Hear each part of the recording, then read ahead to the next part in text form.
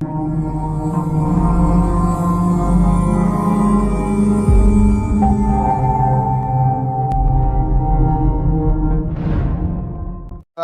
புஸ்தகம் 55ஆம் அதிகாரம் 8வது வசனத்தை வாசிப்போம். ஏசாயா 55:8 வாசிப்போம்.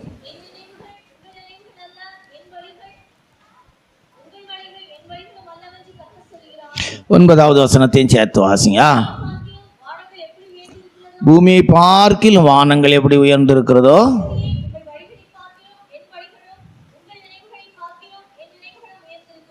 கர்த்தருடைய பரிசுத்த நாமத்துக்கு மகிமை உண்டாகட்டும். இந்த இடத்துல நாம் ஆண்டவர் சொல்லுகிறதான ஒரு வார்த்தை, உங்கள் நினைவுகள் என் நினைவுகள் அல்ல, உங்கள் வழிகள் என் வழிகளும் அல்ல.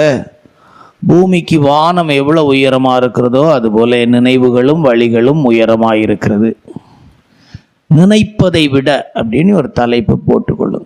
நம்ம நினைக்கிறத விட தேவன் நம்மளை ஆசீர்வதிக்கும் போது ரொம்ப ஆசீர்வதிப்பான். சரியா? நினைப்பதை விட தலைப்பு என்னது? நினைப்பதை விட. ஒரு 7 பேருடைய சரத்தம் நிறைய இருக்குது வேதத்திலேருந்து. நிறைய பேர் நம்ம படிக்கலாம். அவங்க நினச்சதை விட ஆண்டவர் அவங்களுக்கு செய்த காரியம் அதிகமாக இருக்குது. இப்போ ஒரு எக்ஸாம்பிளுக்கு சிலரை சொல்லுவோமா, யோசேப்பை எடுத்து பாருங்கள். அவருடைய லைஃப்பில் அவர் சொப்பனம் பார்த்தாங்க. சொப்பனத்தின்படி அவங்க குடும்பம் அவரை தலை வணங்குறது போல் உள்ள சொப்பனம் தான். அன்றைக்கு அவருக்கு அதுக்கு அர்த்தம் தெரில. ஒருவேளை அர்த்தம் தெரிஞ்சிருந்தாலும் அவருக்கு தெரிஞ்ச அர்த்தத்தின்படி சூரியனும் சந்திரனும் 11 நட்சத்திரங்களும் அவரை என்ன செய்யுது? வணங்குகிறது. இதுதான் அவருக்கு சொப்பனம், இதுதான் அர்த்தம், இதுதான் அவருடைய குடும்பம் அவரை தலை வணங்குற அனுபவத்தில். ஆனால் அவர் ஜெயிலில் இருக்கும்போது கூட அந்த பானை பாத்திரக்காரன்ட்டு அவர் சொல்லும்போது சொல்கிறாரு, நீ என்னை நினச்சிக்க மறந்துடாத அப்படின்னா, ஏதாவது எப்படியாவது இந்த இடத்த விட்டு நான் வெளியே வர்றதுக்கு ஒரு வாய்ப்பு உண்டாக்கணும் அப்படின்னு தான் அவர் என்ன செய்கிறாரு சொல்கிறார். ஆனால் தேவனாகிய கர்த்தர் அவரை உயர்த்தும் போது அவர் நினைத்திருந்த நினைவை விட அன்றைக்கு உண்மையாக சொல்லப்போனால் அந்த தேசத்துக்கு, அந்த சுற்றி உள்ள ராஜ்யங்களுக்கே அவர் ஒரு உயர்ந்த இடத்துக்கு கர்த்தர் கொண்டு வந்தார். காலி சாக்குகளெல்லாம் நிரப்பி அனுப்பக்கூடிய விதத்தில் பார்வோனுக்கு தகப்பனாகவும் எகிப்துக்கும் பார்வோனுடைய குடும்பத்துக்கும் ஒரு கர்த்தனாய் கர்த்தர் மாற்றினார். அல்லேலூயா. இப்போ நினைக்கிறத விட நம்முடைய தேவன் நம்மளை ஆசீர்வதிக்கிற தெய்வம். நம்ம நினைக்கிறத விட நம்முடைய தேவன் நம்ம உயர்த்துகிற தெய்வம். அப்படி ஒரு 7 பேரை உங்களுக்கு முன்பாக சுருக்கமாக எடுத்து சொல்லிட்டு போக விரும்புகிறோம். முதலாவது நம்ம தியானத்துக்கு எதுவாக எடுத்துக்கொள்கிறது உங்களுக்கு புரியும். நீங்கள் நினைக்கிறத விட சுருக்கமாக சொன்னால், கர்த்தர் உங்களை ஆசீர்வதிக்கும் போது அல்லது கர்த்தர் உங்களுக்கு காரியங்களை நிறைவேற்றும் போது நீங்கள் நினைக்கிறத விட அதிகமாக செய்வார். அல்லேலூயா. ஆமாம். நீங்கள் ஒரு ஒரு எக்ஸாம்பிளுக்கு எடுத்தால் ஒரு கோடி ரூபா கடை இருந்தால் நல்லதுன்னு நினச்சா, ஆண்டவர் உங்களை நினச்சிருக்கிற நினைவு 1 கோடிக்கு இல்லை, 1000 கோடிக்கு கூட உங்களை ஆசீர்வாதமாக மாற்ற முடியும். அல்லேலூயா. ஆமாம். நீங்கள் ஏதோ எனக்கு இந்த வியாதியிலிருந்து விடுதலைங்கிறத விட கொஞ்சம் வலி குறைஞ்சா கூட பரவாயில்லன்னு நினைப்பீங்க. நான் வலி குறையிறதில்ல, அந்த வியாதியினுடைய அடையாளமே இல்லாமல் கர்த்தர் உங்களை சுகப்படுத்தி ஆசீர்வதிக்க முடியும். அல்லேலூயா. அப்படி ஆண்டவர் நம்ம நினைக்கிறதை விட, உங்களுடைய ஆவிக்குரிய ஜீவியத்தில் அப்படி தான். என் ஜீவியம் எப்படி இருக்கு, ஓரளவாவது ஆண்டவர் கிருபை தந்தால் நல்லமாக இருக்கும் நீ நினச்சா ஓரளவில் நல்ல ஆசீர்வாதம். அப்படி நினைக்கிறதை விட அதிகமாய். அப்படியே அதனால் நினைக்கிறதை விட நினைப்பதை விட அப்படின்னு போட்டு. முதலாவது ஆதியாகமம் 21ஆம் அதிகாரத்தில் 14 to 20 வரைக்கும் நம்ம எடுத்துக்கொண்ட ஆதியாகமம் 21ஆம் அதிகாரம் 14வது வசனத்திலிருந்து 20வது வசனம் வரைக்கும் வாசிப்போமானால் வாசியுங்கள்.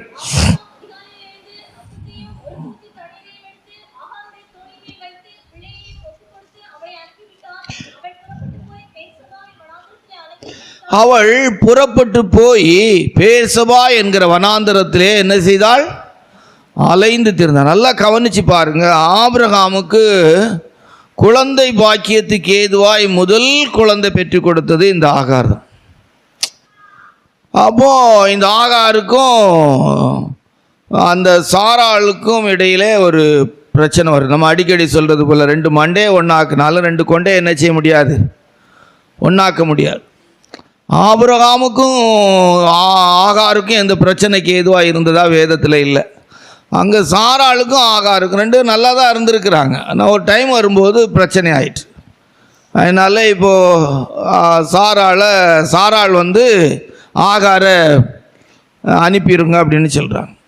ஆபிரகாம் பார்த்தீங்கன்னா ஆதியாகமத்தில் 26ஆம் அதிகாரத்தில் நீங்கள் வாசித்து பார்த்தீங்கன்னா, ஆபிரகாமுக்கு கேத்துராள் என்னும் பேர் கொண்ட ஒரு ஸ்திரியை விவாகம் பண்ணியிருந்தா அப்படின்னு சொல்லியிருக்கு. 25 ஆபிரகாம் கேத்துராள் என்னும் பேர் கொண்ட ஒரு ஸ்திரீயையும் விவாகம் பண்ணியிருந்தான் அப்படின்னு சொல்லிட்டு, அங்கே ஒரு எத்தனை பிள்ளைகள், ஒரு 6 பிள்ளைகள் அங்கே பிறக்கிறாங்க. 6 பிள்ளைகள், அவருக்கு மொத்தம் 8 பிள்ளைகள், எல்லாம் கேத்துராளுக்கு மட்டுமே 6 பிள்ளைகள் பிறக்கிறாங்க. நீங்கள் பார்த்தீங்கன்னா 6வது வசனத்தை வாசித்து பார்த்தீங்கன்னா, வாசிங்க.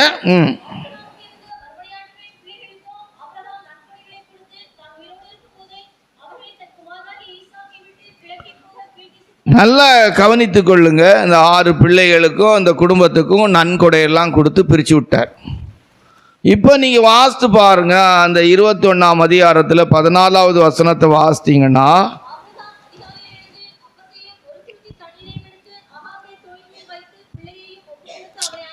ஒரு துருத்தி தண்ணி எடுத்து கொடுத்து அனுப்பிட்டார். ஏதாவது நன்கொடை கொடுத்துருக்குன்னு சொல்லியிருக்கா? ஒன்றுமே இல்லை. ஒரு துருத்தி தண்ணி தான் அந்த வனாந்திரத்தில் போகிற இடம் கூட தெரியாத அளவுக்கு இங்கே ஒரு குடும்பத்துக்கு நன்கொடை கொடுத்து, அதாவது ஒரு குறிக்கப்பட்ட அளவுக்கு சொத்து சுகம்லாம் கொடுத்து ஓரளவுக்கு அவங்க அந்த குடும்பம் வாழ்கிறதுக்குள்ளே எல்லாம் கொடுத்து அனுப்புனார். இங்கே ஒரு சகோதரியும் ஒரு குழந்தையும் இருக்கிறாங்க. அந்த சகோதரிக்கும் குழந்தைக்கும் ஒரு துருத்தி தண்ணியோடு என்ன செய்தாச்சு, அனுப்பிவிட்டாச்சு. யோசித்து பாருங்கள். கொஞ்சம் யோசிக்கிறது கொஞ்சம் கடினமான விஷயம்.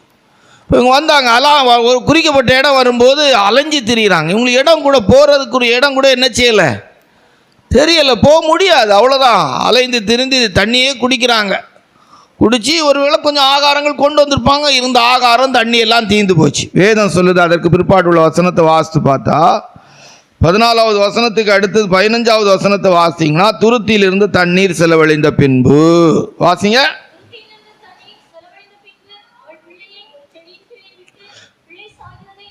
பார்த்தீங்களா? இப்போ தண்ணி தீந்தாச்சு, பசியும் ஆயாச்சு. பிள்ளை வனாந்தரத்தில் நல்லா சாகிற கொலை பசின்னு சொல்லுவாங்களே, அந்த மாதிரி ஒரு பசிக்குரிய தாகத்துக்குரிய தன்மை உண்டாயிற்று. பிள்ளை சாகிறதை காண மாட்டேன் என்று சொல்லி கல்லறிய தூரத்தில் போய் உட்கார்ந்து அழ ஆரம்பித்தா, பிள்ளையும் மாக்குன்னு அழ ஆரம்பிக்குது. பிள்ளையும் அழ ஆரம்பிக்குது. ரொம்ப ஒரு சாதாரண, இப்போ நம்ம இதை சாதாரணமாக நம்ம பேசிட்டு போகலாம், கேட்கலாம். இந்த நிலவரத்தில் நம்ம சபையில் ஒரு ஆத்மா கூட கிடையாது. அல்லேலூயா. இன்றைக்கு அந்த ஆகாருடைய நிலவரத்தில் நம்ம சபையில் ஒரு குடும்பம் இருக்கான்னா ஒரு குடும்பமும் கிடையாது. அல்லேலூயா. ஏன் அப்படின்னு சொன்னால், அரசாங்கத்திலே மாதம் 10-20 கிலோ அரிசி இலவசமாக கொடுக்குறாங்க, நிறைய பொருட்கள் இலவசமாக கொடுக்குறாங்க. அல்லேலூயா. கைவிடப்பட்டவங்களுக்குன்னு ஒரு 1000 ரூபா கொடுக்குறாங்க. மற்றும் இன்னைக்கு உள்ள நிலவரத்தை எடுத்து பார்த்தா எவ்வளவோ விதமான ஆசீர்வாதங்களுக்கு இதாக இருக்குது. அதனால் இன்றைக்கி ஆகாரி நிலவரம் இருக்கான்னா இல்லை. அன்னைக்கு ஒரு பெரிய செல்வ சீமான், தேசம் தாங்கி கொள்ளக்கூடாத அளவுக்கு சொத்து சுகம் வசதிக்குரிய ஒரு மனுஷன் ஒரு துருத்தி தண்ணியோடி கூட அனுப்பி விட்டார். அதுக்கு எப்படி நம்ம விளக்கம் சொல்லுது? அது நமக்கு தேவையில்லாத விஷயம். இப்போ படைத்த தேவன் என்ன செய்தார், அதான் முக்கியம். அல்லேலூயா. இப்போ அனுகூலமாக இருந்த மனிதர்கள், அனுபவிச்ச மனிதர்கள் கைவிட்டு விடலாம், அதான் நம்ம யோசிக்க வேண்டிய விஷயம். அல்லேலூயா. மனுஷன் அவ்வளோதான், ஆபிரகாம் அவ்வளோதான், அல்லேலூயா. சாராள் அவ்வளோதான், அதுக்கு மேலே நம்ம அவங்கள்ட்ட எதிர்பார்க்க முடியும். ஆகாரை படைத்த தேவன், இஸ்மவேலை படைத்த தேவன் கைவிடல, தான் நமக்கு முக்கியம். அல்லேலூயா. நம்முடைய வேதம் நமக்கு தேவனை தான் சொல்லிக் கொடுக்கிறது. அல்லேலூயா. தேவன் எவ்வளவு பெரியவர், தேவன் எவ்வளவு நல்லவர், தேவன் எவ்வளவு நன்மை செய்கிறவர், தேவன் எவ்வளவு கைவிடாத ஒரு தேவன். தேவன் நம்மை நினைப்பதை விட நம்ம எவ்வளவு ஆசீர்வதிக்கிறார். நல்லவன் கெட்டவங்கிறதெல்லாம் ஆண்டோடைய பார்வையில் அதுக்கு நமக்கு விளக்கமே தேவையில்லை. அல்லேலூயா. அவருடைய பார்வையில் சிலர் நல்லவங்களா இருக்கிறாங்க, அவருடைய பார்வையில் சிலர் கெட்டவங்களா இருக்கிறாங்க. நம்ம பார்வையில் சிலர் நல்லவங்களா இருக்கிறாங்க, நம்ம பார்வையில் சிலர் கெட்டவங்களா இருக்காங்க. நம்ம பார்வையில் சிலர் கெட்டவங்களா இருக்கிறவங்க ஆண்டோடைய பார்வையில் நல்லவங்களா இருக்கலாம். அல்லேலூயா. நம்ம பார்வையில் நல்லவங்களா இருக்கிறவங்க ஆண்டோடைய பார்வையில் கெட்டவங்களா இருக்கலாம். நம்ம பார்வையில் கெட்டவங்களா இருக்கோம், ஆண்டோடைய பார்வையில் நல்லவங்களா இருக்கலாம். இதற்கு பைபிள் ஆதாரம். இப்போ மொத்தமாக சொன்னால், நல்லோர் மேலும் தீயோர் மேலும் நீதியை சூரியனை உதிக்க பண்ணுகிற தேவன். ஆகாருடைய பிள்ளை சாகிறதை பார்க்க முடியாது என்கிற விதத்திலே ஆகார் ஒதுங்கி போயிட்டாங்க. சாகிற பிள்ளை கிட்ட நான் இருந்து நான் வேதனைப்பட முடியாது அப்படின்னு சொல்லி ஒதுங்கி போயிட்டாங்க. பிள்ளையின் சாவை பார்க்க முடியாத விதத்திலே. வாசிங்க, நீங்க 16வது வசனத்தை வாசிங்க. பிள்ளை சாகிறதை நான் பார்க்க மாட்டேன் என்று அம்பு பாயிரம் கல்லெறிய தூரம் நான் முதல்ல சொன்னேன், அது கூட கிடையாது. அம்பு பாயிர தூரம், ரொம்ப தூரமா போயிட்டாங்க. கொஞ்சம் தூரம் போயிட்டாங்க, ஒரு 10-200 அடியாவது போயிட்டாங்க. போயிட்டு அங்க போய் உட்கார்ந்துருந்து அவங்களும் அழுகிறாங்க. நீ வேதத்தில் வாசித்து பார்த்தா 17வது வசனத்தில் கர்த்தர் பிள்ளையின் சத்தத்தை கேட்டார். கர்த்தர் பிள்ளையின் சத்தத்தை கேட்டார். வாசிங்க. தேவன் பிள்ளையின் சத்தத்தை கேட்டார். ஆகாரே உனக்கு என்ன சம்பவிச்சு? ஒண்ணுமே தெரியாதது போல ஆண்டவர் கேட்கிறார் தூதனை வச்சு. ஆகாரே உனக்கு என்ன சம்பவித்தது? தெரியாதா தேவனுக்கு? அல்லேலூயா. கர்த்தர் பிள்ளையின் சத்தத்தை கேட்டார், தூதனை வச்சு கேட்கிறாரு, ஆகாரே உனக்கு என்ன சம்பவித்தது? இந்த காலை வேளையில இந்த ஆராதனைக்கு வந்திருக்கிறவங்களே நிலவரம் இப்படிதான் இருக்கும். இருக்கலாம், எல்லாருக்கும் இல்ல, ஒரு சிலருக்கு இருக்கலாம். என் வாழ்க்கை கண்ணீரின் வாழ்க்கையா இருக்கிறது. என் பிள்ளைகளுடைய வாழ்க்கை கண்ணீரின் பாதையா இருக்கு. தாயும் மகனும் அழுது கொண்டிருக்கிறார்கள். வாழ்க்கைக்குரிய ஆதாரம் எதுவுமே இல்லை. ஆதாரமாய் அவர்களுக்கு அடைக்கலம் கொடுப்பதற்கு மனிதர் இல்லை. வாழ்வதற்குரிய இடம் இல்லை. நீங்கள் வேதத்தில் வாசித்து பார்த்தா அற்புதம் செய்யப்பட்ட பிற்பாடு கூட வனாந்தரத்திலே தான் இந்த இஸ்மவேல் குடியிருந்தான் பைபிள் சொல்லுது. அல்லேலூயா. இன்றைக்கு ஆண்டவருடைய சமூகத்துக்கு வந்திருக்கிற சகோதரனே சகோதரி, அருமை கர்த்தருடைய பிள்ளையே, உன்னுடைய வாழ்க்கையிலே உங்கள் நினைவுகள் என் நினைவுகள் அல்ல, உங்கள் வழிகள் என் வழிகளும் அல்ல. ஆகாரும் பிள்ளையும் சாவுதான் என்று நினைத்து அழுதார்கள், வேதனைப்பட்டார்கள், கண்ணீர் வடித்தார்கள், கதறினார்கள். அம்பு பாயிர தூரத்திலே பிள்ளையின் சாவை நான் பார்க்க மாட்டேன் என்று சொல்லி, பார்க்க முடியாது என்று சொல்லி அழுது கொண்டிருக்கிறாள். பிள்ளையின் சத்தத்தை கர்த்தர் கேட்டார். பிள்ளையின் சத்தத்தை கர்த்தர் கேட்டார். இன்றைக்கும் ஆண்டவருடைய சமூகத்துக்கு வந்திருக்கிற தெய்வ பிள்ளையே, ஆண்டவர் உங்களுடைய சத்தத்தை கேட்கிற ஒரு தேவன். அல்லேலூயா. அநேக சந்தர்ப்பத்திலே நாம் கூப்பிடுகிற சத்தம் நம்முடைய பெற்றோருக்கு கேட்பதில்லை, நம்மை நேசிக்கிறவர்களுக்கு கேட்பதில்லை, நமக்கு உதவி செய்வேன் என்று சொல்லுகிறவர்களுக்கு கேட்பதில்லை, நமக்கு அனுகூலமாக இருந்தவர்களுக்கு கேட்பதில்லை, நம்மை அனுபவித்தவர்களுக்கு கேட்பதில்லை, நம்ம அனுபவிக்க வேண்டும் என்று விரும்புகிறவர்களுக்கு கேட்பதில்லை. ஆனால் படைத்த ஒரு தேவனுக்கு நீ எந்த வனாந்தரத்தில் இருந்தாலும் எந்த சூழ்நிலையில் இருந்தாலும் உன்னுடைய சத்தம் கேட்கப்பட முடியும் என்பதை கர்த்தருடைய தேவனுடைய ஆவியானவர் சொல்லுகிறார். அல்லேலூயா. இஸ்ரவேல் ஜனங்கள் எகிப்தின் அடிமைத்தனத்திலிருந்து அவர்களுக்குள்ளே உண்டான பெருமூச்சியை கர்த்தர் பரலோகத்திலிருந்து கேட்டார். அல்லேலூயா. இன்றைக்கு தேவனுடைய சன்னிதானத்தில் இருக்கிற சகோதரனே சகோதரியே, தேவனுடைய ஜனமே, உன் அருகாமையில் இருக்கிறவர்களுக்கு கூட உன்னுடைய கடன் பிரச்சனையின் சத்தம் கேட்காது, உன் தேவைகளின் சத்தம் கேட்காது, உன் வேதனையின் சத்தம் அவளுக்கு கேட்காது, உன் கண்ணீரின் சத்தம் உனக்கு கேட்காது. பிள்ளையின் அழுகையின் சத்தம் தாய்க்கு கேட்கக்கூடிய அளவுக்கு இல்லை, அவளுடைய இருதயம் தாங்கிக் கொள்ளக்கூடிய அனுபவத்தில் இல்லை. ஆனால் அந்த குழந்தையை கொடுத்த தேவனோ பிள்ளையின் சத்தத்தை கேட்டார். அல்லேலூயா. நம்பிக்கை துளிர் விடட்டும். நினைக்கிறதை விட அதிகமாய் செய்கிற தேவன். தண்ணிக்காக தான் அழுது குழந்தை, நடந்துச்சா தண்ணி கிடைச்சது. நீ வேதத்தில் வாசித்து பார்த்தீங்கன்னா அழகா சொல்லியிருக்கோம். வாசிங்க 17வது வசனத்தை வாசிங்க மறுபடியுமா.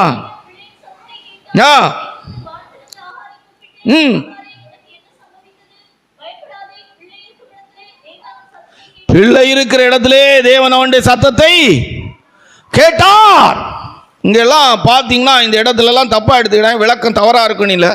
ஆலயத்துக்கு போய் அப்படியெல்லாம் இல்லைங்க, அவர் இருந்த வனாந்தரத்தில் ஆண்டோடைய சத்தத்தை கேட்டார். அல்லேலூயா. இருக்கிற நிலவரத்திலிருந்து கர்த்தரை கூப்பிட முதலாவது பழகுங்கள். இந்த வேத பகுதி நமக்கு சொல்லிக் கொடுக்கிற அர்த்தம், இருக்கிற இடத்திலிருந்து தேவனை நோக்கி கூப்பிடுங்கள். அல்லேலூயா. ஆலயத்துக்கு வருவது முக்கியமா என்றால் முக்கியமான விஷயம். ஆனால் அதற்கு முன்பாக நமக்கு தெரிந்திருக்க வேண்டிய ஒரு விஷயம், நான் எங்கிருந்து கூப்பிட்டாலும், எந்த இடத்திலிருந்து கூப்பிட்டாலும், எந்த சூழ்நிலையிலிருந்து கூப்பிட்டாலும், சாவுக்குரிய நிலவரத்திலிருந்து கூப்பிட்டாலும், கைவிடப்பட்ட நிலவரத்திலிருந்து கூப்பிட்டாலும், எந்த மனிதர்களும் என் சத்தத்துக்கு செவி கொடுக்க முடியாத சூழ்நிலையிலிருந்து கூப்பிட்டாலும் என் அழுகையின் சத்தத்தை கர்த்தர் கேட்பார் என்பதை உணர்வீர்களாக. அல்லேலூயா. உங்களுடைய வேதனைகளை உணர்கிற தேவன், உங்களுடைய பெருமூச்சிகளை கேட்கிற தேவன், உங்களுடைய இருதய குமரர்களை தூரத்திலிருந்தே அறிகிற தெய்வம் உங்களுடைய வாழ்க்கையில் இருக்கிறார் என்பதை நினைவு கூறுகிறார். ஆகையால் தான் தேவன் சொல்ல, பயப்படாதே ஆகாரே, பிள்ளை இருக்கிற இடத்தில் அவனுடைய சத்தத்தை நான் கேட்டிருக்கிறேன். அவன் இருக்கிற வனாந்தரமான நிலவரத்தில் அவனுடைய சத்தத்தை நான் கேட்டிருக்கிறேன். தகப்பனால் கைவிடப்பட்ட நிலவரத்தில் இருக்கிற அவனுடைய சத்தத்தை நான் கேட்டிருக்கிறேன். எந்த மனிதர்களுடைய உதவியும் கிடைக்க முடியாத இடத்தில் அவனுடைய சத்தத்தை கேட்கிறேன். பெற்ற தாய் கூட அவனுடைய மரணத்தை பார்க்க முடியாமல் தனிமைப்படுத்தப்பட்ட நிலவரத்தில் இருக்கிற அந்த பிள்ளையின் சத்தத்தை நான் கேட்டிருக்கிறேன். படைத்தவராகிய நான் அவனுடைய சத்தத்தை கேட்டிருக்கிறேன். அல்லேலூயா. எவ்வளோ நல்ல தேவன் பாருங்க, எவ்வளோ ஒரு அன்புள்ள தெய்வம் பாருங்க. நமக்கெல்லாம் இந்த அறிவு இந்த எண்ணெல்லாம் இருந்தால் நம்ம வாழ்க்கையில் சோர்ந்து போவோமா, நம்பிக்கை இழப்போமா, கண்ணீரின் பாதை வரும்போது நமக்கு முறுமுறுப்போமா, முறையிடுவோமா, கூக்குரலிடுவோமா, கேள்வி கேட்போமா? எவ்வளவு சிந்திக்க வேண்டிய விஷயத்தை உள்ளடக்கி ஆண்டவர் அந்த வசனத்தை எழுதி வைத்திருக்கார். பிள்ளை இருக்கிற இடத்திலே அவனுடைய சத்தத்தை கர்த்தர் கேட்டார். 18வது வசனத்தை வாசிங்களா. நீ போதி போதே, பிள்ளையின் சத்தத்தை நான் கேட்டேன். இனி நீயும் பிள்ளை தனிமையாக வேண்டாம். அல்லேலூயா. இனி உன்னுடைய குடும்பம் ஆசீர்வதிக்கப்பட போகிறது. உன் சந்ததி ஆசீர்வதிக்கப்பட போகிறது. செத்து போவான் என்று நினைக்கிற உன் சந்ததி, உன் மகனின் சந்ததியை நான் ஆசீர்வதிக்க போகிறேன். அந்த ஜனம் பூமியிலே பலத்திருக்க போகிறது. அந்த ஜனம் வித்தியாசமான ஜனமாய் இருக்கும். எழுத்தின்படியே சொன்னால் விசேஷிக்கப்பட்டவர்கள், அருமையானவர்களே, சாதாரணப்பட்டவர்கள் அல்ல. இன்றைக்கு பூமியிலே ஆண்டவர் அன்றைக்கு கொடுத்து நினைக்கிறதை விட அதிகமாய் செய்கிற தேவன் எழுத்தின்படி அதை செய்தார். யார் எவருங்கிறதெல்லாம் நம்முடைய விளக்கம் அல்ல. தேவன் எப்படிப்பட்டவர் என்பதுதான் இந்த சம்பவத்தில் நாம் அறிய வேண்டியது. அல்லேலூயா. அந்த சம்பவத்துக்குரிய மனிதர்கள் அல்ல, அந்த சம்பவத்தை, அந்த செயலை இந்த பூமியிலே நடப்பித்த நம்முடைய தேவன் எப்படிப்பட்டவர் என்பது நமக்கு தெரிய வேண்டும். அந்த நன்மையை பெற்றுக்கொண்ட மனிதனை நாம் ஆராய வேண்டிய அவசியம் இல்லை. நன்மையை செய்த தேவன் எப்படிப்பட்டவர்? அவர் நம்முடைய தகப்பன். அல்லேலூயா. பெற்றுக்கொண்டவங்க நல்லவங்களா இருக்கட்டும் கெட்டவங்களா இருக்கட்டும், அது நம்முடைய தியானத்துக்குரிய பகுதியா இல்ல. நன்மை செய்த தேவன் எப்படி செய்தார்?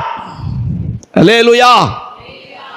இன்னைக்கு கூப்பிடுங்க, பிள்ளைய கையை பிடிச்சிட்டு போ சொல்றார். பிள்ளைய கையை பிடிச்சிட்டு போ, செத்து போவான்னு தானே நினைச்சா, போ கையை பிடி. அவனால் நடக்க முடியாதுன்னு நினைக்கா, கையை பிடி. நீ அவனை விட்டு விலகக்கூடாது, நீ அவன் கூட இரு. நான் செய்ய போற காரியத்தை பாரு. வாசிக்க கீழே உள்ள வசனத்தை. இப்போதான் திறக்கிறார், கண்ணை திறந்தார். ஏங்க சுத்து வட்டாரத்தில் தாங்க இருக்கிறாங்க. ஒரு துறவு கூட தெரியல, ஒரு தண்ணி இருக்கிற இடம் கூட தெரியல. நீ மேலே உள்ள வசனத்தை வாசித்தீங்கன்னா அலைந்து திரிந்தாள்.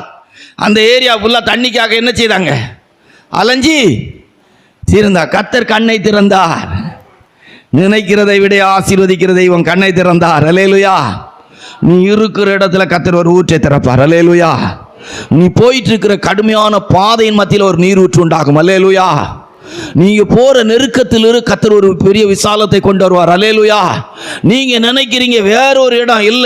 ஆண்டவர் சொல்ல, நீ போற இந்த வேதனையான, இந்த துக்கமான, இந்த பிரச்சனையான, கண்ணீரான, கவலையான, நெருக்கமான, சாவுக்குரிய, மரணத்தின் வல்லமைக்குரிய இந்த பாதையிலே நான் உன் கண்ணை திறந்து ஒரு நீரூற்றை உனக்கு காண்பிப்பேன். அல்லேலூயா.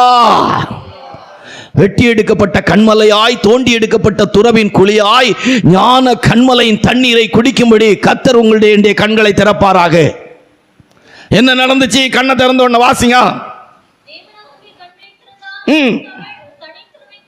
பாத்தீங்களா? அப்பொழுது அவர் ஒரு தண்ணீர் துறவை கண்டாள். அப்ப இப்ப நம்ம ஆண்டவர்ட்ட என்ன கேட்கணும்?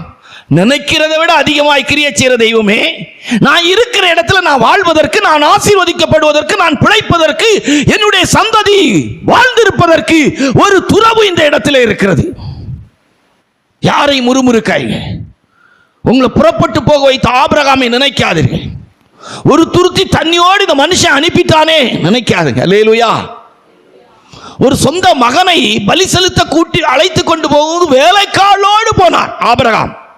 ஆனால் சொந்த மகனை துரத்தி விடும் போது யாருடைய துணை இல்லாமல் ஒரு துருத்தி தண்ணியை தோல்ல ஏற்றி விட்டுட்டு அனுப்பிவிட்டார். அல்லேலூயா.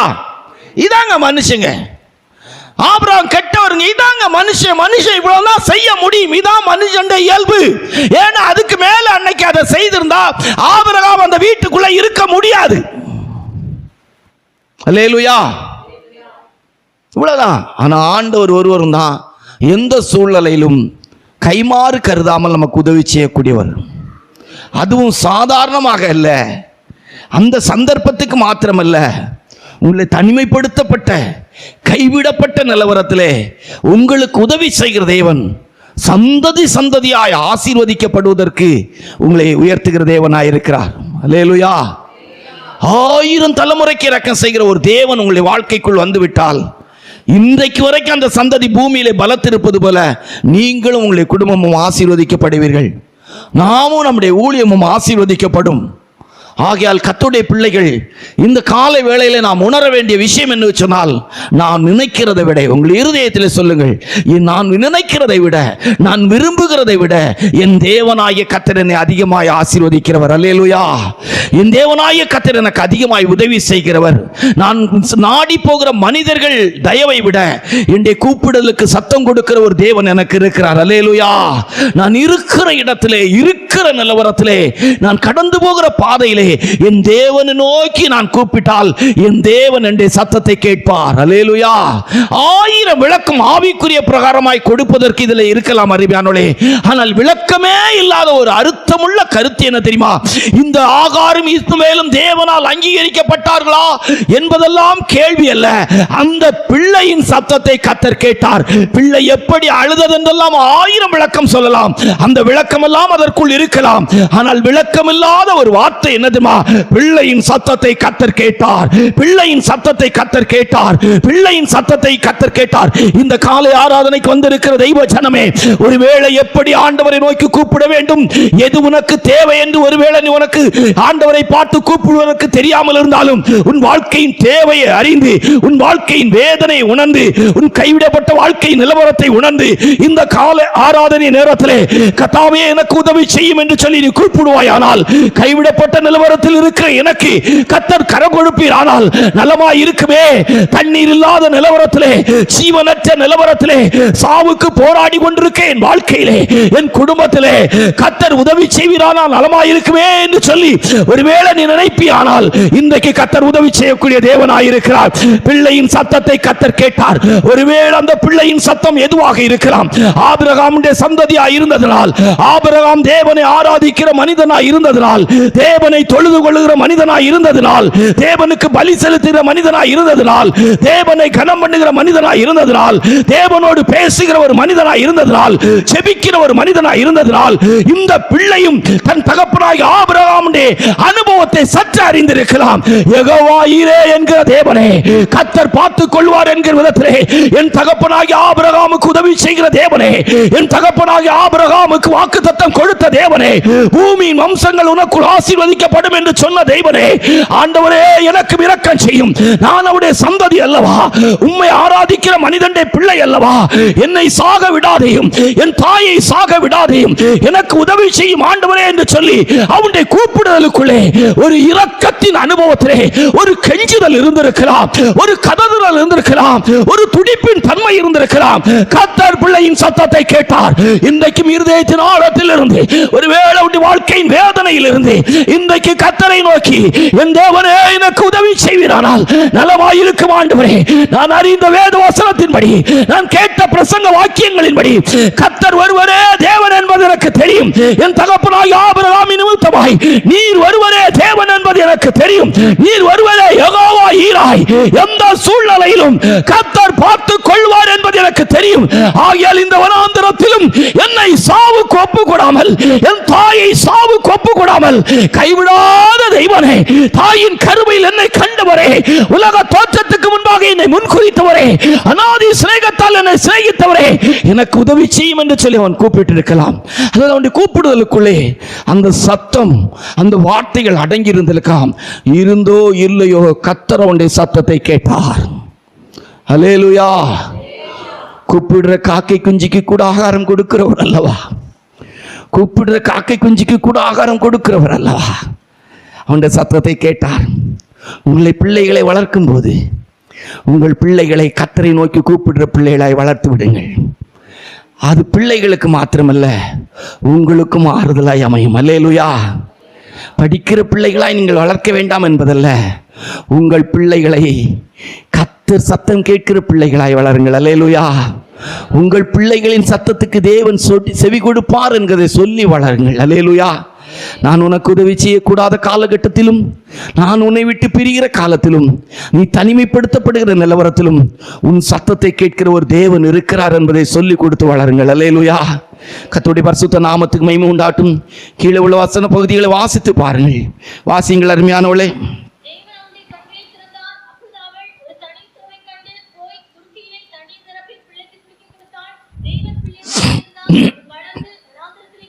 பிள்ளையோடு தேவன் பிள்ளையின் சத்தத்தை கேட்டார், தூதன் மூலமாய் பேசினார், கண்ணை திறந்தார். பிள்ளையோடு யார் இருந்தா? பிள்ளையோடு யார் இருந்தா? பிள்ளையோடு யார் இருந்தா? ஒரிஜினல் தகப்பன் கூட இருந்தார். அல்லேலூயா. அதில் வாசித்து பாருங்க. நான் இஸ்மவேல் அப்படியெல்லாம் பேச வரல. ஆண்டோடைய இரக்கம், ஆண்டோடைய காருண்யம். பிள்ளையோடு கர்த்தர் இருந்தார். நிறைய குறை சொல்லலாம், ஆகாரம் இஸ்மவேலையும் வேண்டாம். குறை எனக்கு ஆண்டவர் பக்கத்தில் தெரியுதாங்கிறது இல்லை. கர்த்தர் பிள்ளையோடு கூட இருந்தார். லைஃப்பில் கர்த்தர் கூட இருக்கிறத விரும்புங்க. அல்லேலூயா. பிள்ளையின் சத்தத்தின் அந்த சூழ்நிலையை அறிந்து கர்த்தர் உதவி செய்தது மாத்திரமல்ல, அந்த வனாந்தரத்திலே இன்றைக்கு இருக்கிற தொலைபேசி தொடர்பு கிடையாது. ஆபிரகாம் ஆகாரை தேடினான் என்பதற்கும் ஆதாரம் இல்லை. அதற்கு பிற்பாடு ஆபிரகாமுடைய மகனாகிய இஸ்மவேல் ஆபிரகாமோடு சேர்ந்தான் என்பதற்கும் ஆதாரம் இல்லை. ஆனால் தேவன் இஸ்மவேலோடு கூட இருந்தார். வாசிங்கள் இப்போ மறுபடியும் அந்த வசனத்தை. தேவன் பிள்ளையோடு கூட இருந்தார். தேவன் பிள்ளையோடு கூட சும்மா இருக்கலைங்க. அந்த வனாந்தரத்தில் வெங்கல வில்லும் என் புயங்களால் வளையும்படிக்கு கர்த்தர் என் கைகளை யுத்தத்துக்கும் விரல்களை போருக்கும் படிப்பிக்கிறார்.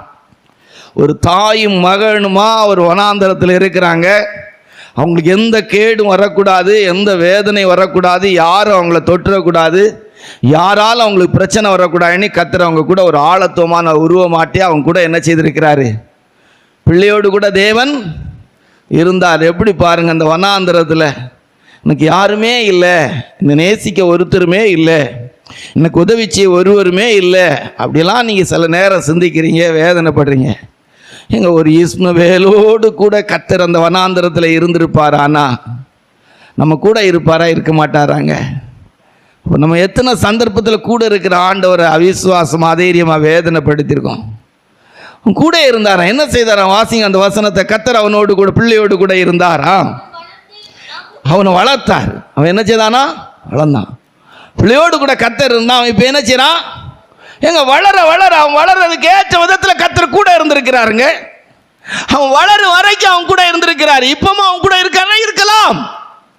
அவன் கூட இருக்க மாட்டான்னு யாரால சொல்ல முடியும்? அந்த வனாந்தரத்தில் இருந்த தேவன் இன்றைக்கும் இருக்கலாம். அது அவருடைய இரக்கம், அவருடைய காருண்யம். அவருடைய இரக்கம், அவருடைய காருண்யம், அவருடைய மனதுருக்கத்தை மட்டுப்படுத்த நம்மால் முடியாது. அல்லேலூயா. ஆமா, கர்த்தருடைய பரிசுத்த நாமத்துக்கு மகிமை உண்டாகட்டும். இப்போ வனாந்தரத்திலே கூட இருந்தார்.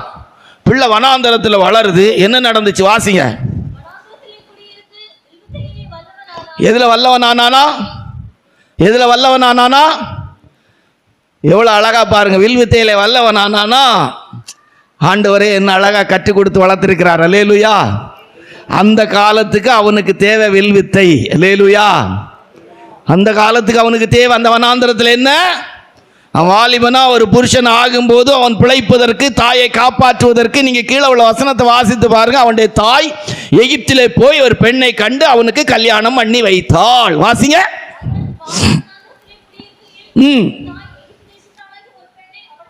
பாத்தீங்களா? என்ன அருமையா கர்த்தர் சூழ்நிலையை ஜோடிச்சு கொண்டு போறார். அல்லேலூயா. நடக்குமா? நடக்குமா? கைவிடப்பட்டேன்னு நினைக்காங்க, பிள்ளைகளுக்கு கல்யாணம் ஆகலைன்னு நினைக்காங்க. நடக்கணுமானா செத்து போவான் அப்படின்னு சொல்லி அம்பு பாயிற இடத்துல ஒதுங்கி இருந்தவா தேடி போய் அழகான ஒரு பிள்ளையை கல்யாணம் பண்ணி வைத்தாள். அல்லேலூயா. இதுக்கு மேலே இதில் விளக்கம் தேவையில்லை. நினைக்கிறதை விட நினைப்பதை விட அதிகமாய் செய்கிறார். ஓகே தானே? என்ன? செத்து போவான், சாவுமணி பெண்ணை தெரிந்தெடுத்து இன்றைக்கும் பூமியிலே கிறிஸ்தவர்கள் என்கிற பெயருக்கு கீழே பெரிய இனம் அவங்க தான் சுருக்கமாக சொன்னால் மொத்தத்தில் முகமதியர்கள் தான் உலகத்தில் ஒரு இனமாக பெரிய இனம். அல்லேலூயா. நாம் எல்லாம் ஏசப்பாவுடைய கிறிஸ்தவர்கள் என்கிற பெயரின் கீழே கிறிஸ்டியன்கிறதுனால பெருங்கூட்டம். மற்றபடி எடுத்து பார்த்தா அவங்க தான் பெரியவங்க. அல்லேலூயா. நான் சொன்னது புரியுதா உங்களுக்கு? சொன்னது புரியுதா? நம்ம கிறிஸ்தவங்கிறதுனால பல ஜாதி, பல இனம், பல கூட்டம் எல்லாம் ஒன்றா இருக்கிறோம். ஆனால் அவங்கள எடுத்து பார்த்தீங்கன்னா இஸ்மவேல்ங்கிற ஒரு சந்ததிக்குள்ளே பெரிய சந்ததி. அல்லேலூயா. ஆமாம், கர்த்தருடைய பரிசுத்த நாமத்து மேம்பட ரொம்ப விளக்கி சொல்லாண்ட. ஏன்னா சாவான்னு நினைச்சாங்க, செத்து போவான்னு டைம் நேரம் குறிச்சாங்க. நினைக்கிறத விட கர்த்தர் பெரியவங்களா மாற்றினார். அதுக்கு தான் எடுக்கிறோம். இதில் யார் அவங்களான்னா இல்லை, யார் பெரிய ஆள்? நமக்கு நம்முடைய தேவன் பெரியவர். அல்லேலூயா. உங்கள் நினைவுகள் என் நினைவுகள் அல்ல, உங்கள் வழிகள் என் வழிகளும் அல்ல. பூமிக்கு வானம் எவ்வளவு பெரிதாக இருக்கிறதோ அதுபோல என் நினைவுகளும் வழிகளும். தைரியமாக போங்க. இனி எந்த வனாந்திரத்திலேயே அது அழணுமா? தைரியமாக போகலாம். அல்லேலூயா. அழுக வந்தா அழுங்க, அழுக நிறுத்தவே செய்யான். அல்லேலூயா.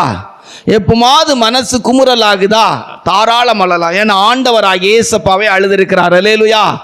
அழக்கூடாது என்பதற்கு வேதம் ஆதாரம் கிடையாது. அழலாம், தாராளமாய் அழலாம். நாம் அழுவதற்கு ஒரு இடம் இருக்கிறது, நன்றாக அழுவதற்கு தேவனுடைய சன்னிதானம். அல்லேலூயா. சொல்லி சொல்லி அழலாம், நினைத்து நினைத்து அழலாம், கதறி கதறி அழலாம். அல்லேலூயா.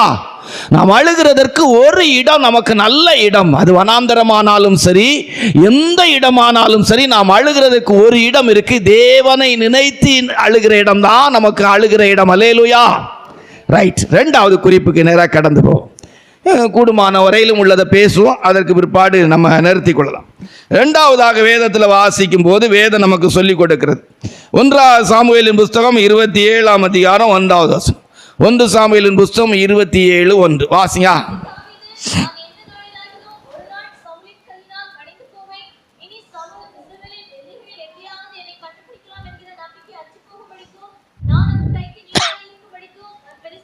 கர்த்தருடைய பரிசுத்த நாமத்தை மகிமை உண்டாகட்டும். நினைப்பதை விட இப்போ நல்லா கவனிச்சுக்கொள்ள. இந்த சம்பவத்திலையும் கொஞ்சம் சம்பவங்கள் அப்படியே சொல்லிட்டு போம். நினைப்பதை விட தாவீது ராஜாவுக்கு திட்டமாக தெரிஞ்சிட்டு நல்லா சங்கீதங்கள்லாம் பாடுறாரு. ஆண்டோடைய இருதயத்துக்கு ஏற்ற மனிதனா சில காரியத்தை செய்துட்டு போகிறாங்க. ஆனால் அவருக்கு தெரிஞ்சிட்டு எந்தைக்கு ஆயில் ஒரு நாள் என்ன செய்வேன், சவுல் என்ன செய்வார், கொன்றுவார். வாசிங்க இப்போ 27:1 மறுபடியும் வாசிங்க. எந்த நாளிலாயிலும் ஒரு நாள் சவுலின் கையினால் நான் என்ன செய்வேன், கொன்னு விடுவோம். ஒரு நாள் என்ன கண்டிப்பாக கொன்றுவான். ஒரு நாள் சவுல் என்ன செய்வான், ஒரு நாள் என்ன செய்வான், கொன்றுவான். 2 சாமுவேலின் புஸ்தகம் 3ஆம் அதிகாரம் 1வது வசனத்தை வாசித்தான் போதும். சவுலின் குடும்பத்துக்கும் தாவீதின் குடும்பத்துக்கும் எவ்வளவு நாள் யுத்தம் நடந்துச்சா? நெடுநாள் யுத்தம். எவ்வளவு நாள் யுத்தம்? நெடுநாள் யுத்தம். நிறைய பேர் நினைக்கிறாங்க என்னைக்காவது ஒரு நாள் இந்த பாவம் என்ன ஜெயித்திரும், இந்த வல்லமை என்ன ஜெயித்திரும். சவுல் என்பதற்கு நிறைய அர்த்தம் இருக்கு. சவுலை நம்ம மோசமா பேசி இப்ப கொண்டு வராண்டாம். எப்படி ஆனாலும் தாவீதுக்கு விரோதமாய் செயல்பட்ட வல்லமை சவுலின் வல்லமை. அல்லேலூயா. நமக்கு விரோதமாய் போராடுகிற எதையும் நீங்க சவுலின் அனுபவத்துக்கு வைக்கலாம். வருஷங்கள் ஆகுதப்பா, நெடுநாளாய். அந்த 3ஆம் அதிகாரம் 1வது வசனத்தை மறுபடியும் இருக்க வாசிங்க. சவுலின் குடும்பத்துக்கும் தாவீதின் குடும்பத்துக்கும் எவ்வளவு நாள் யுத்தம் நடந்துச்சு? 1 வருஷம் 2 வருஷம் இல்லை, நெடுநாள். எவ்வளவு நாள்? நெடுநாள் யுத்தம் நடந்துச்சான். அதுக்கு அடுத்த வார்த்தையில் அழகா சொல்லியிருக்கும், வாசிங்க. தாவீது வர வர பலத்தான் பலவீனப்பட்டார்கள். அல்லேலூயா. எங்க ஒரு குறிக்கப்பட்ட காலத்துக்கு பிற்பாடு நெடுநாள் யுத்தம் நடக்குங்க. தாவீது அறிக்கையா சொல்றான், இந்த யுத்தத்துல சவுல் தான் ஜெயிப்பார். இந்த யுத்தத்துல சிலர் சொல்றாங்க பாவம் ஜெயித்திரும் போல தெரியுது, பாவத்தின் வல்லமை ஜெயித்திரும் போல தெரியுது. ஆண்டவர் சொல்லார், இல்ல இல்ல மகனே, இல்ல இல்ல மகளே, உன் கூட நெடுநாளாய் யுத்தம் பண்ணிட்டு இருக்கு. சில காரியங்கள் உன்கிட்ட நெடுநாளாய் போராடிட்டு இருக்கு. எனக்கு தெரியும், உன்னை பின்தொடர்ந்து கொண்டிருக்கிறது, உன்னை பயமுறுத்தி கொண்டிருக்கிறது. நீ பயந்து ஓட வேண்டிய சூழ்நிலையில காணப்படுகிறாய். விழுந்து விடுவேனோ, தோற்று விடுவேனோ, முடிந்து விடுமோ, இஸ்ரவேலின் விளக்கு அணைந்து போய் விடுமோ, என்னால் ஜெயிக்க முடியாதோ, நான் கரடியை ஜெயித்தவன் அல்லவா, சிங்கத்தை ஜெயித்தவன் அல்லவா, கோலியாத்தை ஜெயித்தவன் அல்லவா. ஆனால் ஆனால் இந்த அபிஷேகத்தை இழந்த சவுலை என்னால் ஜெயிக்க முடியவில்லையே, இந்த குறிக்கப்பட்ட பாவத்தை விட முடியவில்லையே, குறிக்கப்பட்ட தோல்வியை விட்டு என்னால் வெளியே வர முடியவில்லையே, குறிக்கப்பட்ட சூழ்நிலையை விட்டு என்னால் வெளியே வர முடியவில்லையே, எனக்கு விரோதமாய் ஒரு வல்லமை போராடி கொண்டிருக்கிறது, பின்தொடர்ந்து கொண்டிருக்கிறது. நான் என்ன செய்வேன்? எந்தோ ஒரு நாள் இது என்னை மேற்கொண்டு விடும், இது என்னை அழைத்து விடும், இதனால் தான் நான் சாவேனோ நினைக்கலாம். கர்த்தர் கைவிடல. 1 சாமுவேலின் புஸ்தகம் 25ஆம் அதிகாரம் 29வது வசனத்தை வாசித்தால் நல்லா கவனிச்சு கொள்ளுங்க. ஒரு அபிகாயில், மகா புத்திசாலியான ஒரு அபிகாயில் சொல்றா, தாவீதை குறித்த ஒரு ப்ராபசி, தீர்க்கதரிசனம் சொல்றாங்க. ஐயா தாவீது அவர்களே, தேவனுடைய யுத்தங்களை நடப்பிக்கிறவரே, ரட்சிக்கப்பட்ட தெய்வ ஜனமே, உலக மனுஷன் உங்களை பார்த்து சொல்லுவாங்க, நீங்க ஒன்றும் பயப்படாதீங்க, உங்க ஆண்டவர் உங்களை கைவிட மாட்டார். அல்லேலூயா. சில நேரங்களில் பெரியவங்க, நமக்கு கூட தெய்வ பிள்ளைகள் சிலர் சின்னவங்க சாதாரணப்பட்ட, நீங்க ஏன் பிரதர் கவலைப்படுறீங்க, நீங்க ஏன் துக்கப்படுறீங்க பிரதர்? அல்லேலூயா. சில சாதாரணப்பட்ட மனுஷங்க நம்ம ஆலயத்தின் இடத்துக்கு வருவாங்க, வந்துட்டு பார்த்துட்டு சொல்லுவாங்க, இது ஆண்டவரே உங்களுக்கு செய்தது. அல்லேலூயா. சில சூழ்நிலைகளில் சில சாதாரண, நீங்க ஏன் கவலைப்படுறீங்க, நீங்க ஏன் பயப்படுறீங்க, கர்த்தர் உங்க கூட இருக்கா, பெரிய காரியத்துச்சு. அபியாயில் சொல்ற அழகா அழகா சொல்றாங்க. வாசிங்க இப்ப அந்த வசனத்தை வாசி, என்ன அழகா அன்றைக்கே தீர்க்கதரிசனம் சொல்லிட்டாங்க தாவீதுக்கு. வாசியா, உம்மை துன்பப்படுத்தவும் உம்முடைய பிராணனை வாங்கவும் வகை தேடவும் ஒரு மனுஷன் எழும்பினா, அவன் சவுலா இருக்கலாம், அவன் அப்சலோமா இருக்கலாம், அல்லது அவன் ஒரு அகித்தோப்பேலா இருக்கலாம். எவன் எழும்பினாலும் சரி, எவன் எழும்பினாலும் சரி, கர்த்தருடைய சமூகத்துக்கு வந்திருக்கிற தெய்வ பிள்ளை எத்தனை பேர் விசுவாசிக்கிறீங்க? கர்த்தர் நான் நினைக்கிறத விட அதிகமா எனக்கு செய்வார். கர்த்தர் நான் நினைக்கிறத விட அதிகமா செய்வார். கூலி ஆட்கள் அனுப்புனா வேலையை, நேர வேலையை ராஜ்யபாரம் பண்றதில்லை, தாவீதை அழிக்கணும். யாரை அழிக்கணும்? ஒரு தொட நடுங்கி மாதிரி வாழ்ந்தவன் யாரு? சவுல். குற்றப்படுத்துறேன்னு நினைக்காங்க. ஒரு கோலியாத்துக்கு 40 நாள் நான் போக முடியல, பெரிய அனௌன்ஸ் பண்ணிட்டு இருந்தான். இப்போ ராஜாவை ராஜ்யபாரம் பண்றதுக்கு பதிலாக தாவீதை வேட்டையாடுறதுக்கு புறப்பட்டு போயிட்டு இருக்கான். கூலி ஆட்கள்லாம் அனுப்புனான், ஏவல் ஆட்கள், பணம் கொடுத்து போய் அனுப்பி அழிச்சிட்டு வானா. அபிகாயில் சொல்றா, உம்மை அழிப்பதற்கு ஒரு மனுஷன் எழும்பினா, உம்மை அழிப்பதற்கு எத்தனை பேர் சொல்றீங்க? என்னை அழிக்கிறதுக்கு இந்த பூமியில ஒரு வல்லமையும் கிடையாது. உங்களை பார்த்து நீங்களே சொல்லுங்க. அல்லேலூயா. உங்களை பார்த்து நான் சொல்றேன், உங்களை அழிக்கிறதுக்கு இந்த பூமியில ஒரு வல்லமையும் கிடையாது. அல்லேலூயா. நீங்க என்ன பார்த்து சொல்லுங்க, உங்களை அழிக்கிறதுக்கு இந்த பூமியில ஒரு வல்லமையும் கிடையாது. அல்லேலூயா. சொல்லாமா சொல்லக்கூடாதா? சொல்லாமா சொல்லக்கூடாதா? சொல்லாமா சொல்லக்கூடாதா? அபிகாயில் சொல்றா பாருங்க, என்ன அழகா சொல்றா. வார்த்தை வாசிங்க, சொல்லுங்க. ஒரு மனுஷன் எழும்பினாலும் என் ஆண்டவருடைய ஆத்துமா எங்க கட்டி இருக்கு? எங்க கட்டி இருக்கு? என் கரத்தில் இருக்க ஆடுகளை ஒருவரும் பறித்து கொள்ள முடியாதுங்கிற தொழுவத்தில் கட்டப்பட்டிருக்கு. அல்லேலூயா. தேவனுடைய ஆதரவுல கட்டப்பட்டிருக்கு. எங்க கட்டி இருக்கு? தேவனுடைய கையில் இருக்கு. அல்லேலூயா. தேவனுடைய ஆதரவுல ஆத்மா கட்டப்பட்டிருக்கு. நம்ம ஆத்மா எங்க கட்டப்பட்டிருக்குது? ஒவ்வொருவருக்காய் மரணத்தை ருசி பார்த்த தேவ ஜீவன்ல கட்டப்பட்டிருக்கு. அல்லேலூயா. வியாதியை பார்த்து சொல்லுங்க, வியாதியே நீ என்ன அழிக்க முடியாது. அல்லேலூயா. ஒரு தெய்வ மனுஷன் சமீப காலத்தில் ஒரு சாட்சி சொன்னது ஞாபகத்துக்கு வருது. மிகப்பெரிய அழகான சாட்சி. அவருடைய லைஃப்ல சாப்பிட்ட பிற்பாடு இயற்கையான ஒரு உபாதை, இயற்கையானா அவருக்குள்ள ஒரு உபாதை இருந்துகிட்டே இருந்திருக்கு. சாப்பிட்டாலும் அவருடைய உடம்புல அவர் நினைச்சிருக்கிறார், எல்லா மனுஷங்களுக்கும் இப்படிதான் இருக்கும். நீ ஒரு நாள் காலையில் ஒரு 7:30 மணிக்கு, சாதாரணமாக ஒரு 9:30 மணிக்கு சாப்பிட்றவங்க 7:30 மணிக்கு சாப்பிட்ருக்காங்க. சாப்பிட்டா அவங்களுக்கு அந்த இயற்கையான இது இல்லை. அவங்க ஒரு விமானத்தில் போகும்போது தான் அப்படி சாப்பிட்ருக்குறாங்க. அன்றைக்கு அவங்களுக்கு எதுவுமே இல்லை. அப்போ மனசில் நினச்சிருக்காங்க, இன்றைக்கு ஒன்றுமே வயிற்றில் ஒரு ப்ராப்ளம் இல்லையே அப்படின்னு இருக்காங்க. ஆண்டவர் சொன்னாராம், இதுதான் உண்மையான நிலவரம். நீ நினைக்கிறது போல வயிற்றுக்குள்ள குடக்கு புடக்கு நீ சத்தம் கேட்கறதும், வாயு ஏறி இருக்கிறதும், சாப்பிட்ட பிற்பாடு நீ பிரச்சனையாக வயிற்றில் உணர்றதும் ஒரு விதமான வியாதி தான் அப்படின்னு சொன்னாராம். அன்றையிலேருந்து ஆண்டவர்கிட்ட ஒரு சின்ன விருப்பம்.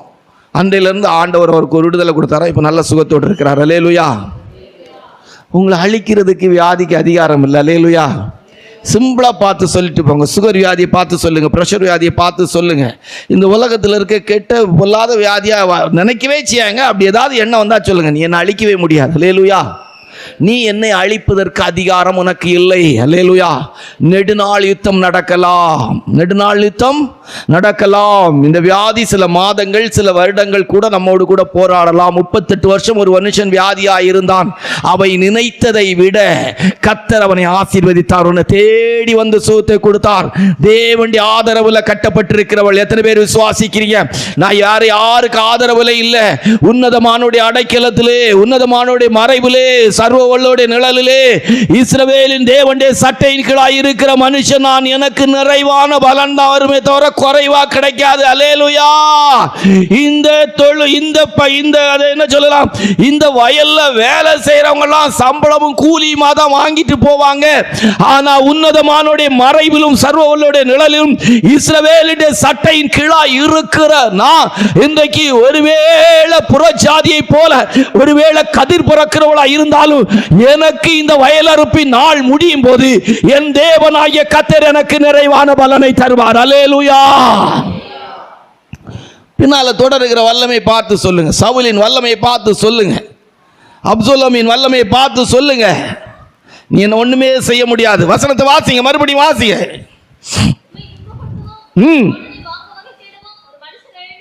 எழும்பினாலும்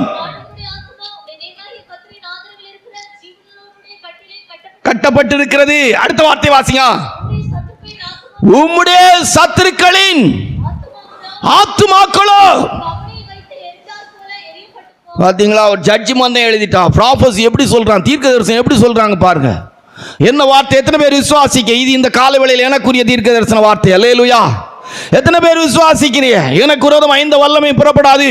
அப்படி ஒருவேளை எனக்கு விரோதமாய் ஒரு வல்லமை புறப்பட்டா அந்த வல்லமை கவன்ல இருந்து எரியப்படுற கல்லை போல.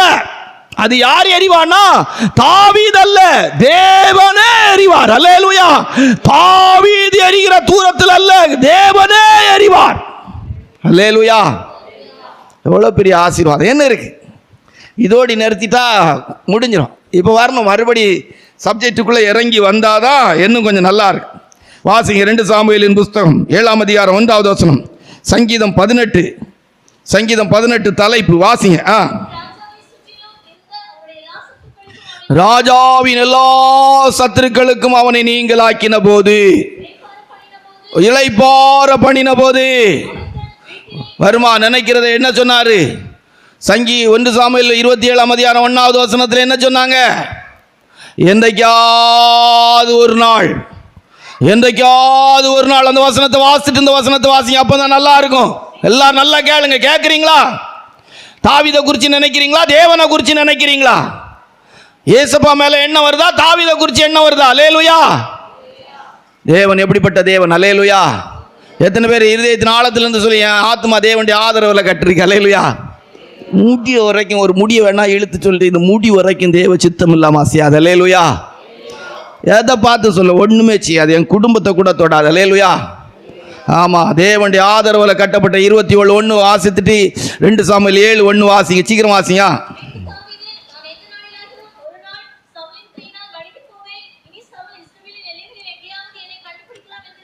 இப்போ 2 சாமுவேலின் புஸ்தகம் 22:1 வாசிங்க. 22:1 வாசிங்க. அதுல தான் இந்த வசனம் ரொம்ப அழகா இருக்கும். 22:1 2 சாமுவேல் 22:1 வாசிங்க.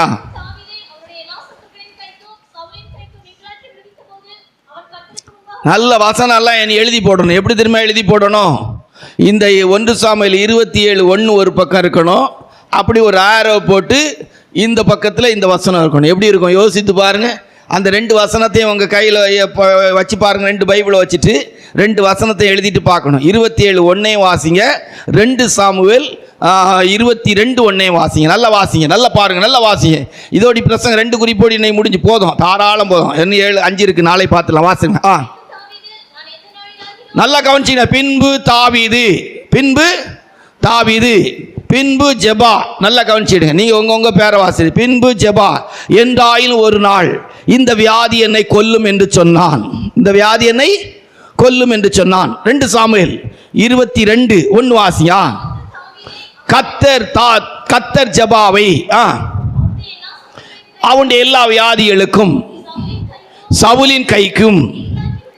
அல்லேலுயா. இந்த சத்தமா போடணும். அல்லேலுயா. நான் சத்தம் போட்டா நீங்க சத்தம் போடுறீங்க, நான் மெதுவா சொன்னா நீங்க சொல்ல. அல்லேலுயா, அல்லேலுயா, அல்லேலுயா. இன்னைக்கு சத்ருவோடி தான் வந்திருப்பீங்க, ஆனா கர்த்தர் சொல்றாரு, நெடுநாள் யுத்தத்தில் போயிட்டு இருக்கிறீங்க, கவலைப்படாத. 27ஆம் அதிகாரத்துக்கு பிற்பாடு கொஞ்சம் தூரம் போக வேண்டியது இருந்து இந்த வசனத்துக்கு 7லேன்னு சொன்னாங்க. அப்புறம் எத்தனாவது வசனம்? 22 1 சொல்றாரு, அவனுடைய எல்லா சத்துருக்களுக்கும், அவனுடைய எல்லா சத்துருக்களுக்கும், என்னுடைய எல்லா சத்துருக்களுக்கும் கர்த்தர் என்னை நீங்களாக்கி விடுவிப்பார். எத்தனை பேர் விசுவாசிக்கிறீங்க? அல்லேலூயா. நம்முடைய எல்லா சத்துருக்களுக்கும் கர்த்தர் நீங்களாக்கி. இவங்க சத்ருன்னு நினைக்காங்க, உங்களுக்கு எதிராக உங்களை கஷ்டப்படுத்துற, உங்களை வேதனைப்படுத்துற எல்லாத்தையும் சத்ருவா நினைங்க. அல்லேலூயா. உங்களுக்கு வியாதியா இருந்தா அந்த சத்ருவா நினைங்க. தூக்கம் வரல அந்த சத்ருவா நினைங்க. கர்த்தர் அந்த தூக்கம் வராம என்ன கஷ்டப்படுத்துற ஆவியிலிருந்து கர்த்தர் என்னை விடுதலை ஆக்குவார். அல்லேலூயா. நான் நிம்மதியா தூங்க வேண்டியவன். அல்லேலூயா. தூக்கம் என் வாழ்க்கையில், நான் தூங்குற நேரம் நிம்மதியா தூங்கணும். அல்லேலூயா. ஆமா, என்னுடைய வாழ்க்கை சுகமா இருப்பது. வாசிங்க, இப்போ வாசிங்க 22:1 வாசியா.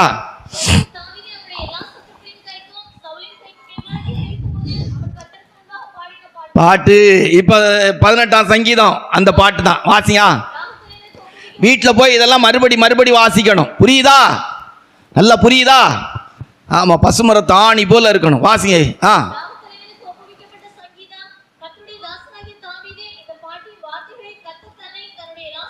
கர்த்தர் தன்னை தன்னுடைய எல்லா சத்துருக்களுக்கும் நீங்களாக்கி விடுவித்த போது பாடின சங்கீதம். அல்லேலூயா. என்ன சொன்னார்? என்றோ ஒரு நாள் சவுல் என்ன போட்டுருவான். நம்ம ஊர் பாஷையில் சொன்னா என்ன? சவுல் என்ன கொன்றுவான்.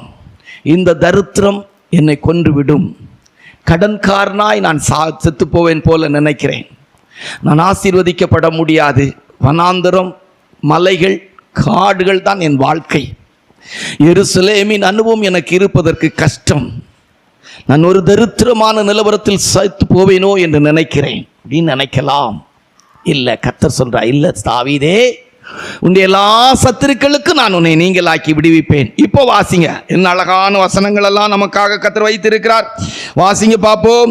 1 ராஜாக்களின் புஸ்தகம் 2ஆம் அதிகாரம் 10வது வசனம், 1 நாளாகமும் 23ஆம் அதிகாரம் 1வது வசனம், 1 நாளாகமும் 23:1 வாசிங்க. 23:1, 1 நாளாகமும் 23:1 வாசிங்க.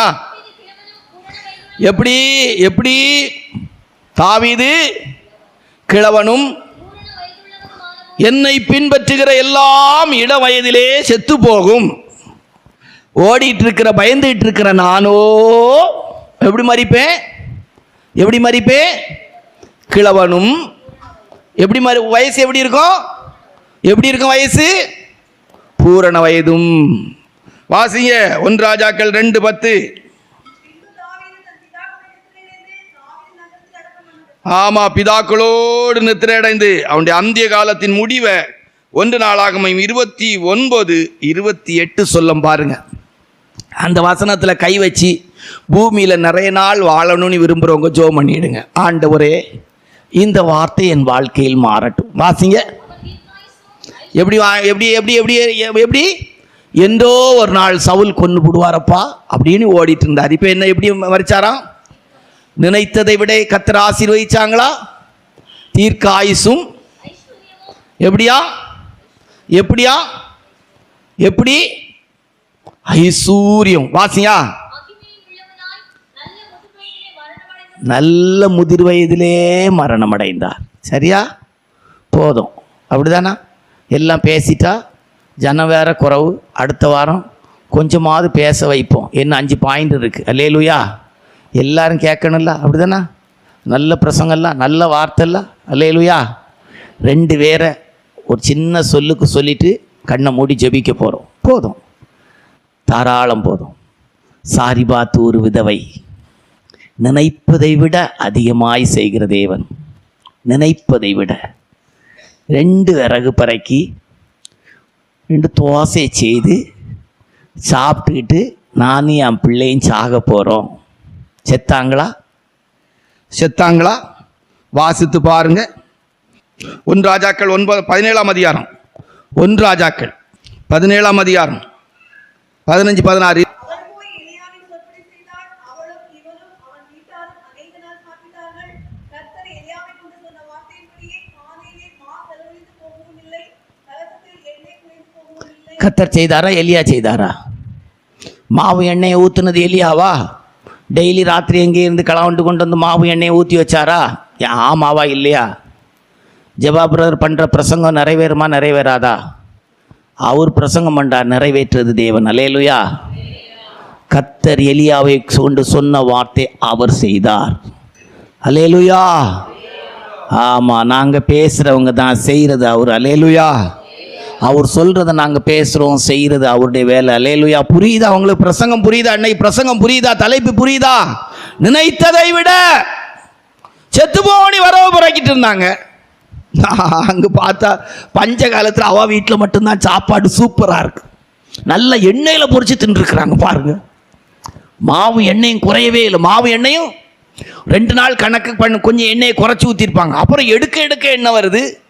ஒரே வீட்டில் குடும்பத்தார் எல்லாரும் சேர்ந்து சாப்பிட்ருக்காங்க. குடும்பத்தார் எல்லாரும் சேர்ந்து சாப்பிட்ருக்காங்க. அப்படி தானே பைபிளில் சொல்லியிருக்கு. அவளும் அவளுடைய வீட்டார் குடும்பத்தாரில் வந்துட்டாங்க. என்ன புஷ்பம், உன் வீட்டில் சாப்பாடு இருக்கு? ஆமாம், எடுக்க குறையல. நானும் வரட்டா, என் பிள்ளை வரட்டா? வாங்க, எல்லாரும் வாங்க. குடும்பத்தார் எல்லாரும் வந்தாங்க. எல்லாருக்கும் எண்ணெய் குறையாம சூப்பர் எண்ணெய் வருது. அல்லேலூயா. புது எண்ணெயில் புது மாவுல டெய்லி புது எண்ணெயும் புது மாவு வந்துட்டு இருக்கு. அல்லேலூயா. ஆமா, இந்த அன்ன பாத்திரங்கிறது அவ வீட்டில் தான் ஆரம்பிச்சிருக்கு. அல்லேலூயா. ஊறிக்கிட்டே இருக்கு. எலியாவுக்கும் டெய்லி காலையில் நல்ல சாப்பாடு கிடைக்கி, அவங்க வீட்லேயும் சாப்பாடு கிடைக்கி, நினைக்க நேரம்லாம் சாப்பாடு கிடைக்கும். அல்லேலூயா. நம்ம சபையும் அப்படிதான் இருக்கும். அல்லேலூயா. சாரிபாத் ஊர் விதவையின் சபையா இருக்கும். அல்லேலூயா. ஒரு நாளும் மாவு எண்ணெயும் குறையாது. அல்லேலூயா. சரி, என்ன ஒரு சம்பவத்தை சொல்லிட்டு போவோம். என்ன ஒரு சம்பவத்தையும் சொன்னாதானே நல்லா இருக்கும். நினைப்பதை விட 2 ராஜாக்களின் புஸ்தகம் 4ஆம் அதிகாரம் 1 - 7 வரைக்கும் வாசித்தா.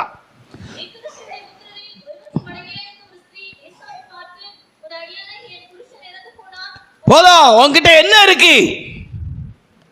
ஒரு கூட எண்ணமா இருக்கு, போ காலி பாத்திரத்தெல்லாம் வாங்கி ஊத்து. 7வது வசனத்தை வாசிங்க. என்ன நடந்துச்சு?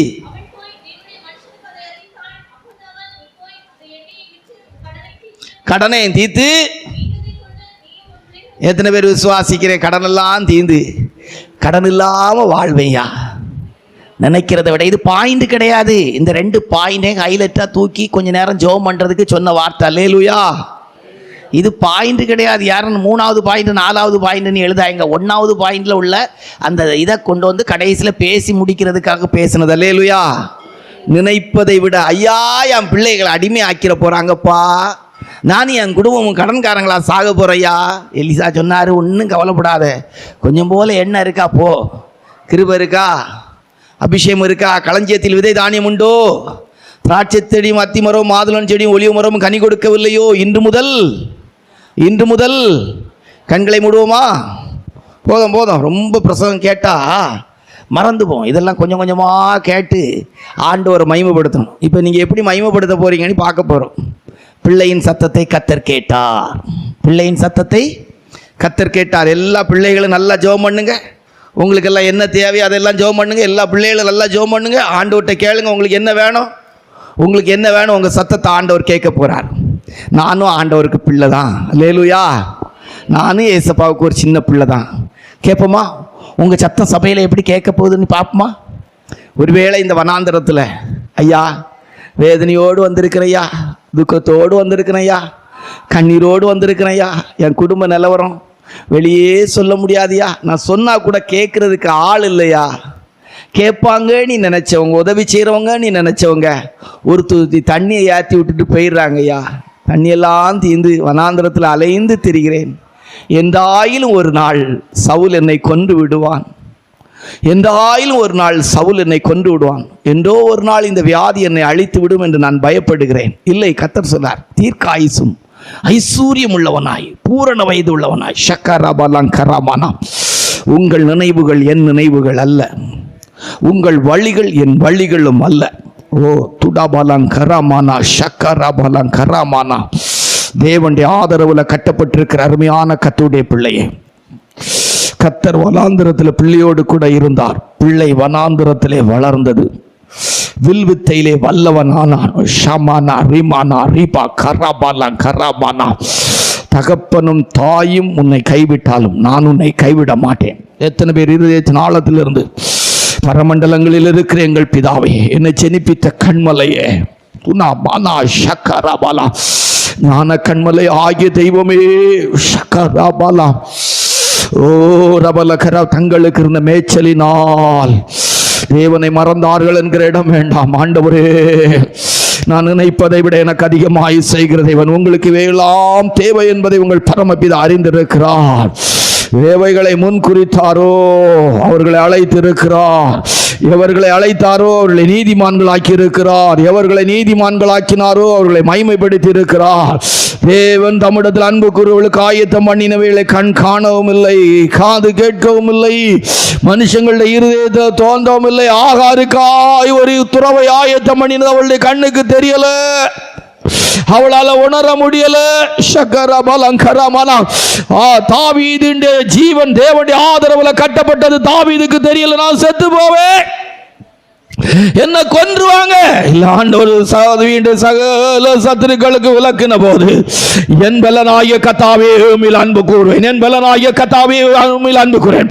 சங்கீதம் 18:1 சொல்லி, என் பலனாகிய கர்த்தாவே உம்மில் அன்பு கூறுவேன். கர்த்தர் என் கோட்டை, என் பலன், என் அரண், என் ரட்சன், என் கண்மலை. ஷக்கரா பாலா கரா மானா ரிபாலா கரா பாலா. இன்றைக்கு கர்த்தர் நீங்கள் நினைக்கிறதை, இன்றைக்கு நாம் நினைக்கிறதை விட கர்த்தர் அதிகமாய் செய்வேன் என்று சொன்னார். நாம் நினைக்கிறதை விட, நாம் எதிர்பார்க்கிறதை விட கர்த்தர் பெரிய காரியத்தை செய்வேன்னு சொல்ல. கலங்க வேண்டாம், திகைக்க வேண்டாம். உங்கள் இருதயம் கலங்காது இருப்பதாக, உங்கள் இருதயம் கலங்காது இருப்பதாக. தேவன் மேல் இஸ்ரவேல் யாரு, ஆகார் யார் நமக்கு தேவையில்லை, தாவீது யார் நமக்கு தேவையில்லை. தேவன் யார், நம்முடைய அப்பா யார், நம்முடைய தேவன் யார். ஷக்கரபா கரபலா கரமனா ஷமனா கதுடபலா. நம்முடைய ஆண்டவராய் இயேசுப்பா வரும்போது இந்த வசனத்தின்படி தொடர்ந்து நாம் அனுபவித்து அவரை சந்திக்க கர்த்தர் நம்மை தகுதிப்படுத்துவாராக. கர்த்தர் சீயோனை கட்டி தமது மகிமையிலே வெளிப்படும் போது நாமும் அவரோடு கூட காணப்பட கர்த்தர் உதவி செய்வாராக. ஆமென்.